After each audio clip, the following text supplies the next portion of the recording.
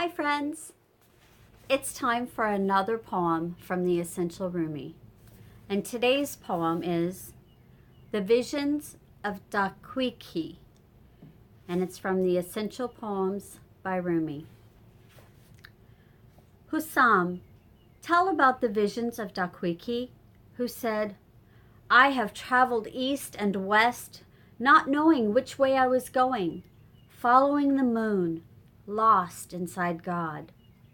Someone asked, why do you go barefooted over the stones and thorns? What? He answered. What? A bewildered lover doesn't walk on feet. He or she walks on love. There are no long or short trips for those. No time. The body learned from the spirit how to travel. A saint's body moves in the unconditioned way, though it seems to be conditionless. Daquqi said, one day I was going along looking to see in people the shining of the friend, so I would recognize the ocean in a drop, the sun in a bright speck. I came to the shore at twilight and saw 7 candles. I hurried along the beach toward them. The light of each lifted into the sky. I was amazed. My amazement was amazed. Waves of bewilderment broke over my head. What are these candles that no one seems to see? In the presence of such lights, people were looking for lamps to buy. Then the 7 became 1 in the middle of the sky's rim. Then that fanned out to 7 again. There were connections between the candles that cannot be said. I saw, but I cannot say. I ran closer. I fell. I lay there a while. I got up and ran again.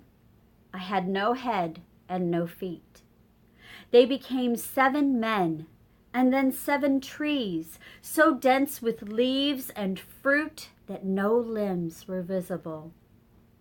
Flashes of light spurted from each fruit like juice. And most marvelous of all was that hundreds of thousands of people were passing beside the trees, risking their lives, sacrificing everything to find some scrap of shade. They made peculiar parasols out of pieces of wool. They tried anything, and no one saw the trees with their tremendous shade. The caravans had no food, and yet food was dropping all about them. If anyone had said, look, over here, they would have thought him insane or drunk. How can this happen? Or am I dreaming? I walk up to the trees. I eat the fruit. I might as well believe.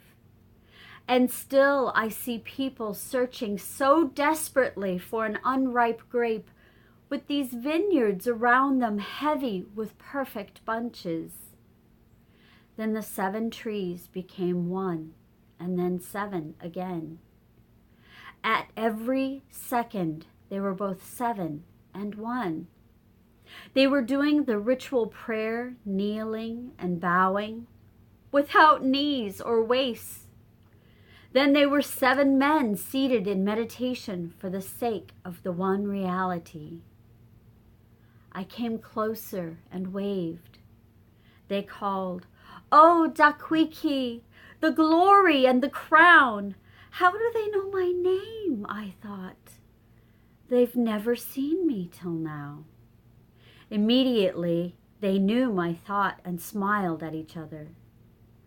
Honored one, is this still hidden from you? How can anything be hidden from one so dissolved in God?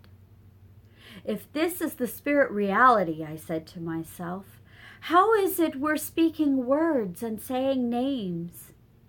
One of the 7 answered, names. Sometimes the names slip away, But it's not forgetfulness. It's our being so absorbed. Then they all said to me, "Would you lead us in prayer?" Yes, but wait a while. I am still in some temporal confusion that will be solved by companionship with you. Through companionship with the ground, a grapevine grows. It opens into the earth's darkness and flies. It becomes selfless in the presence of its origin and learns what it really is. They nodded as though saying, "Whenever you're ready." That nodding was a flame in my heart. I was freed from hourly time, from sequence and relation. Everyone has a stable and a trainer appointed to him or her. If you break away, the trainer comes and gets you. You think you're making choices, but the trainer is actually leading you around. You like to deny you have a keeper. You say, "It's my powerful animal urges." And that was another poem by Rumi called The Visions of Daquqi. And it's from the Essential Rumi. I hope you've enjoyed that poem. Namaste, friends.